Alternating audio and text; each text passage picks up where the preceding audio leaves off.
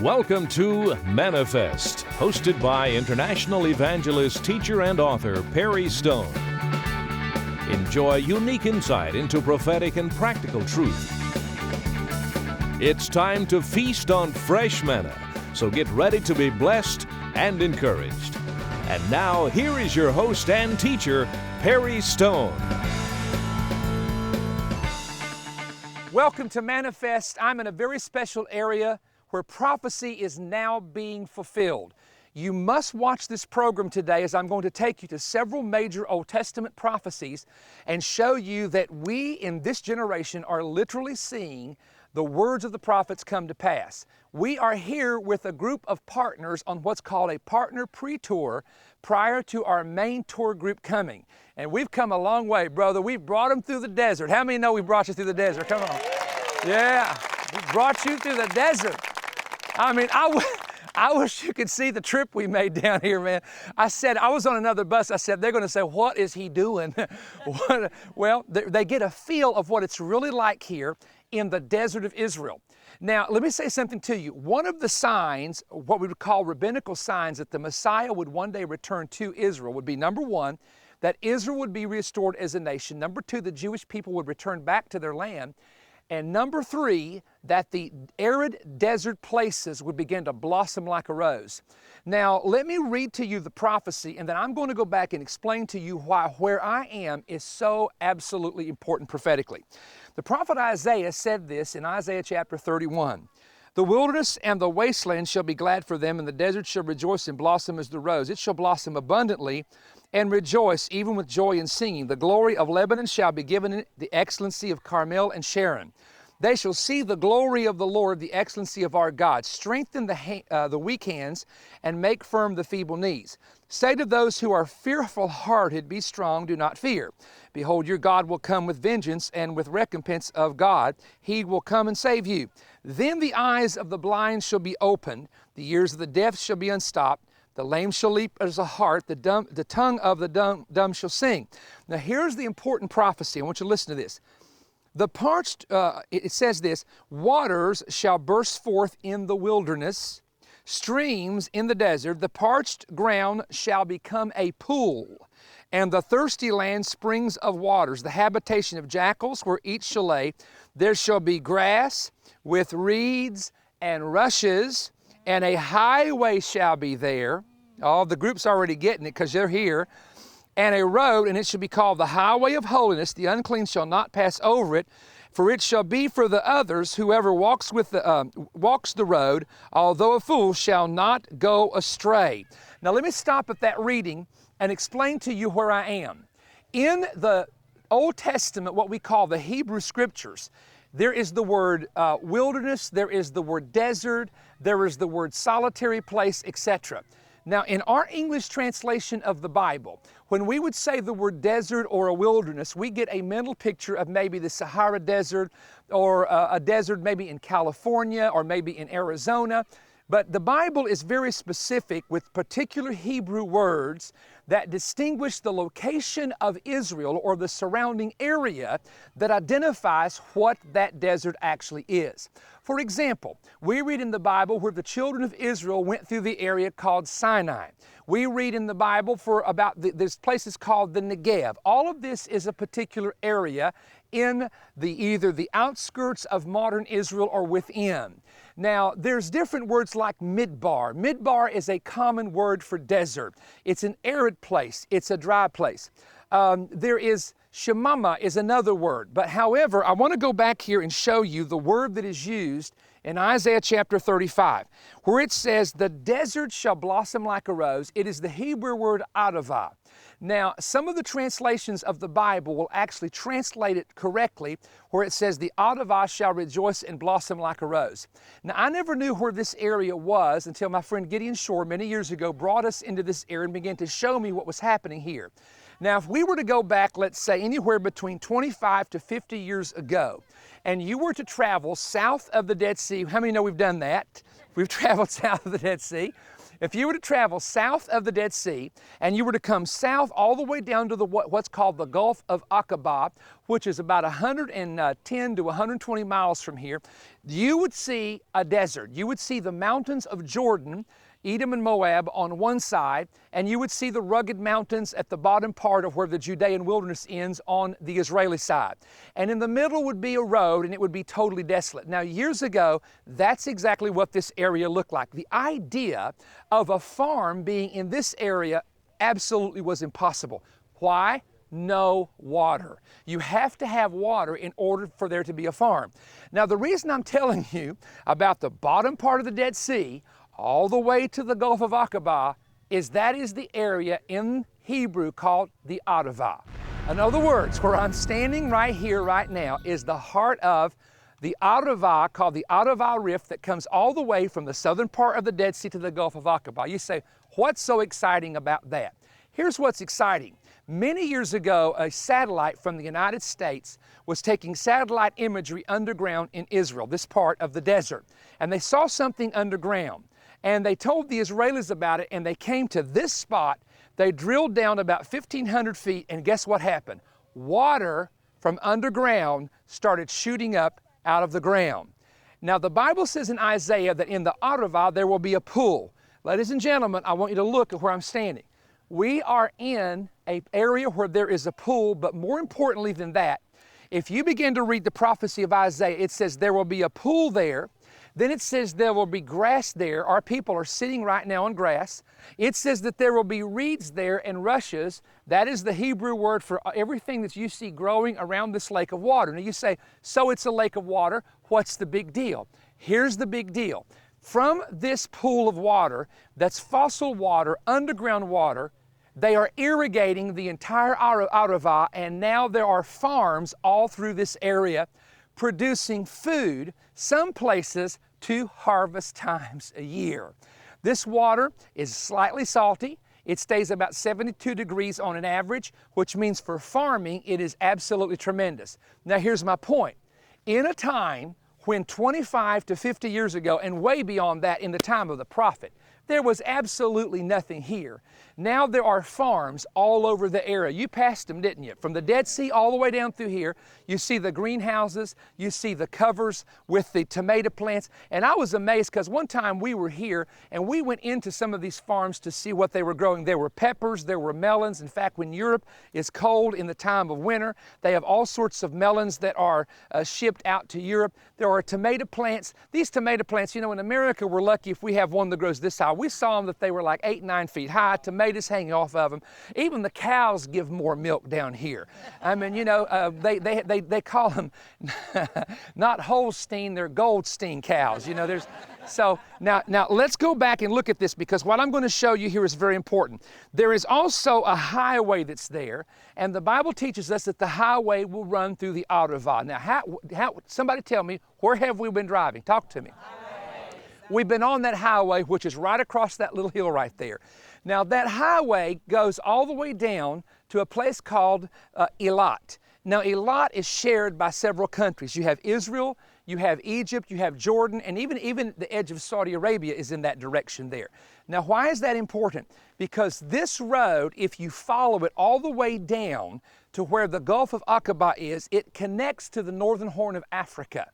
Now, you may say, why would that be important? Here's why it would be important, because when you go to the prophet Zechariah, he tells us that in the millennial reign, that all men will be required to come up to Jerusalem to celebrate every year the Feast of Tabernacles. The Feast of Tabernacles is the 7th feast of Israel, and it's the one feast that both Jews and Gentiles participate in together. You have the entire continent of Africa, and there with the entire continent of Africa, you have the link of the road from that northern part coming up into Israel, coming from the Gulf of Eilat, coming up through the Dead Sea, and we've been on that road right beside the Dead Sea that goes all the way up to Jerusalem. Now, isn't that amazing that this area would have the road, would have the pool of water, would have the farms? Now, folks, listen to me very carefully. This is important you understand this, that one of the signs of the Messiah's return is the desert blossoming like a rose.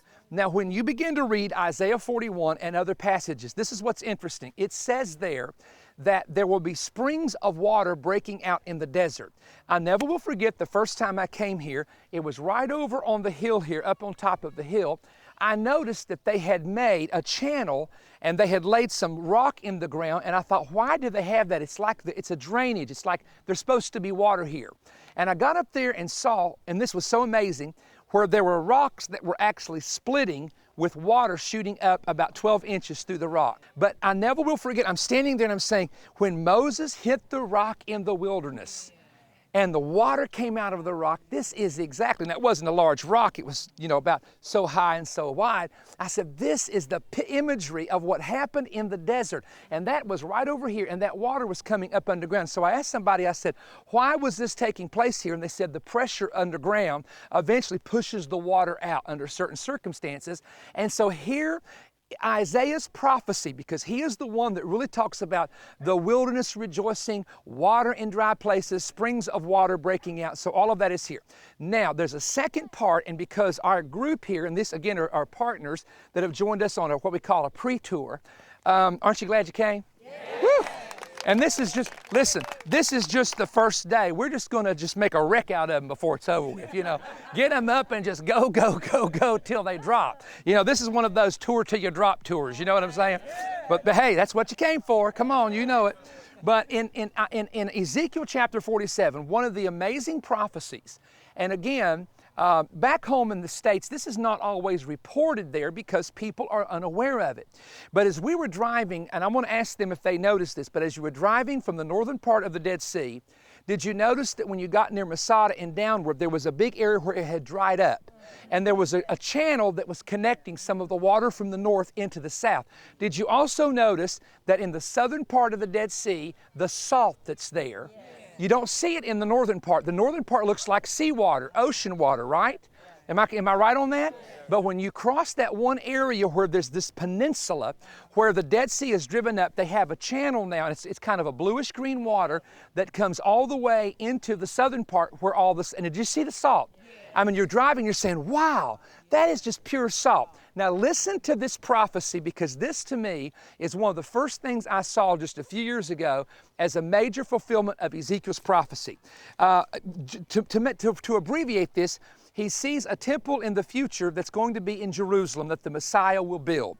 Then he says water is coming out from underneath the threshold in Jerusalem. Now I know for a fact, having researched this, talked to Rabbi Yehuda Getz, who's now passed away, that there is an underground water source that comes, he said he's not sure where it's coming from the mountains somewhere, the Judean mountains or the mountains toward Hebron, and it's an underground water source that actually is under the city of Jerusalem. Now that's interesting because the prophet talks about this, and he says it starts out ankle deep, knee deep, you know the story, waist deep, and then it becomes a river. Now, when it becomes a river, here's what he says.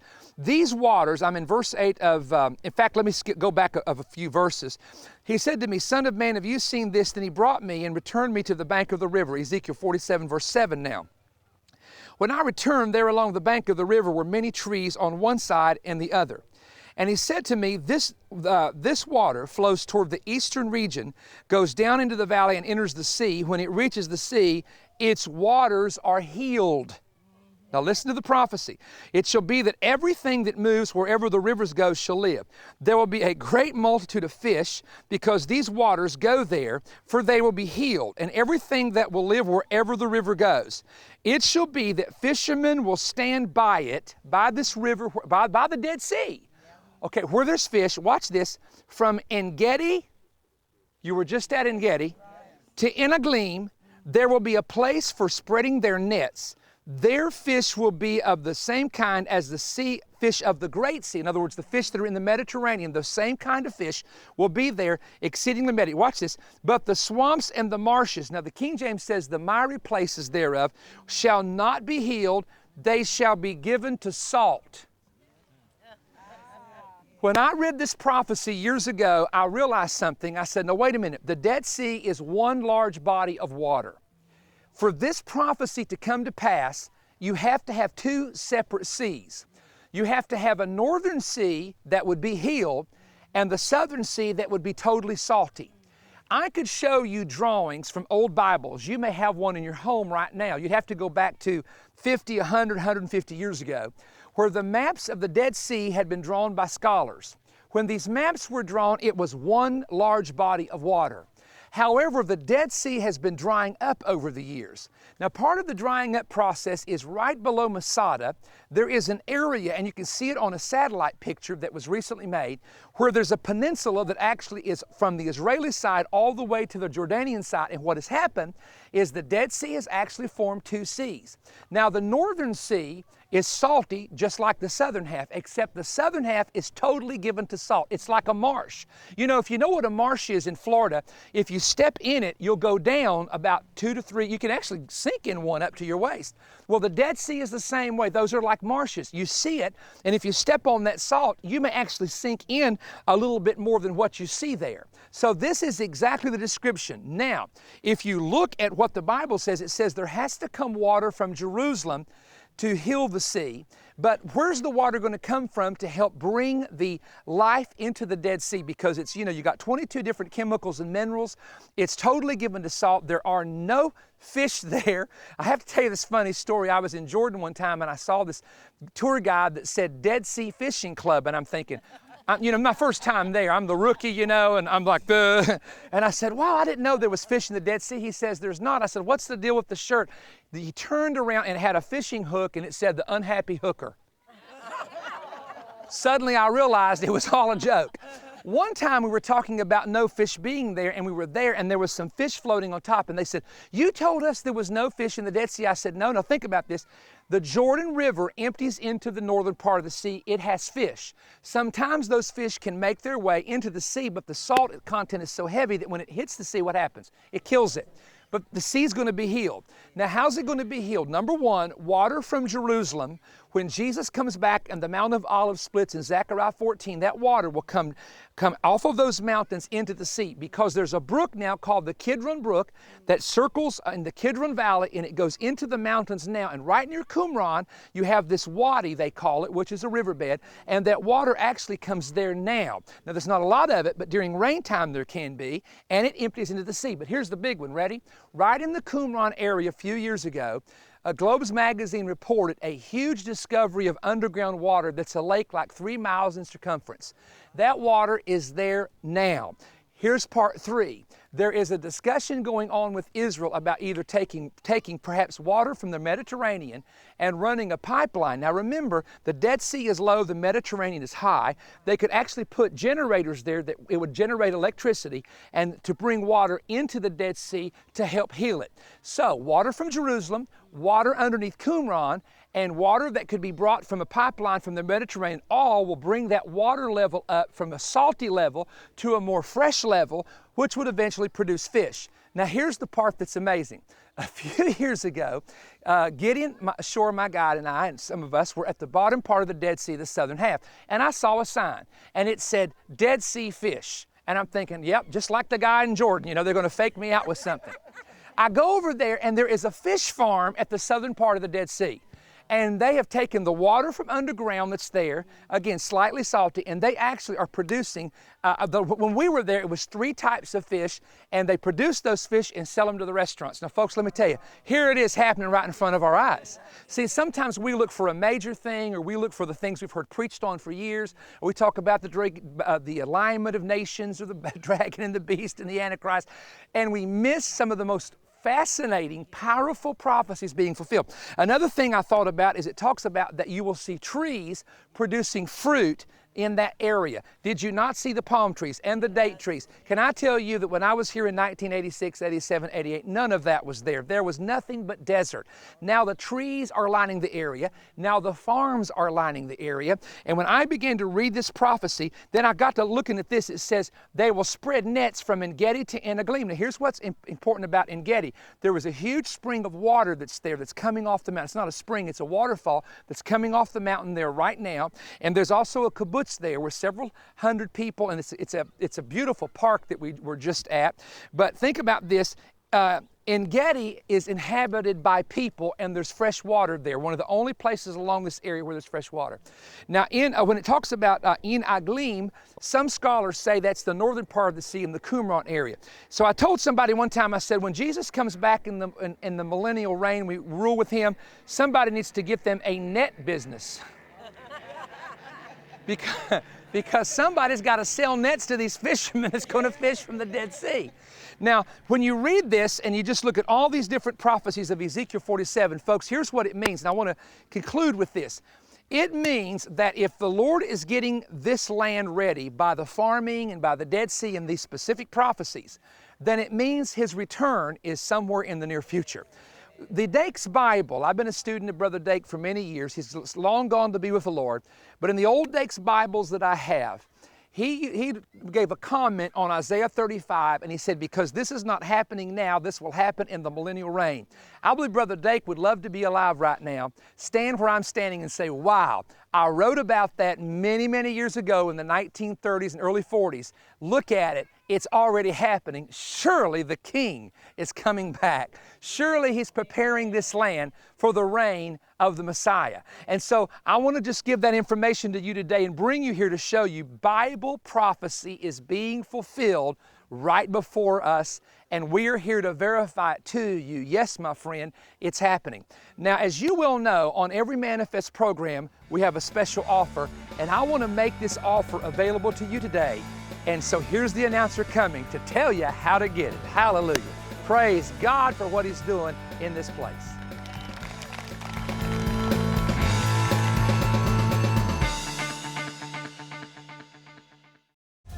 Journey through time and space and see for yourself the sacred tabernacle of Moses. Using a full-scale replica of the tabernacle, Perry Stone will guide you on a 3-day adventure through every facet of this man-made structure designed by God. Mark your calendar for January 16th through 18th and join us at the Omega Center International in Cleveland, Tennessee. No registration required, just the willingness to explore the secrets of the holy place. In the dead of winter, come warm yourself by the fire. The bonfires of Winter Reformation Weekend. Join Perry Stone January 23rd through 25th for a winter weekend of wisdom, music, inspiration, and worship. For more information and to register for this free event, go online to ociministries.org. Come out of the cold, join us, and rekindle the flames of your Winter Reformation.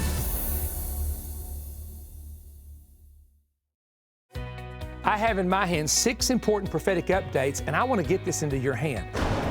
I have personally selected these messages from recent conferences that I've taught in North America.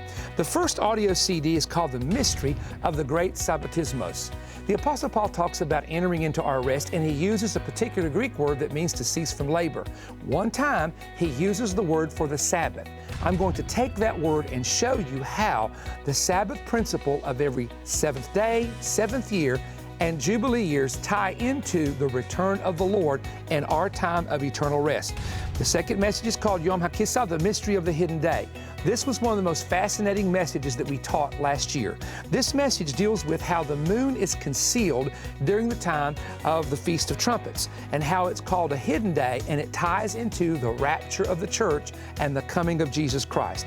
The third audio CD is called Second Coming Secrets Revealed in Priestly Rituals. We're going to show you the Old Testament priestly rituals and how those rituals actually conceal second coming secrets concerning Jesus, our high priest, who will soon return to earth to become King of Kings and Lord of Lords. The fourth audio CD is called The Prophetic Mystery of the Joseph Code.